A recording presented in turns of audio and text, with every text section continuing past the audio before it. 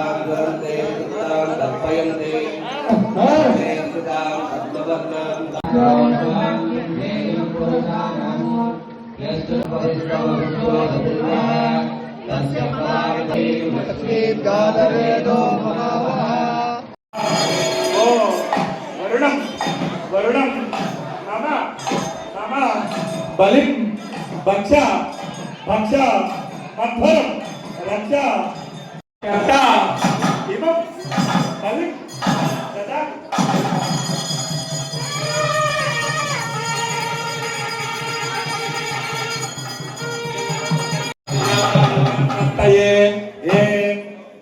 ఈశానం సృష్టికర్త వృద్ధికర్త ఆయుష్యకర్త అన్నార్థకర్త భవ మో ఈశానః మమ బలిం భక్ష మధ్వరం రక్ష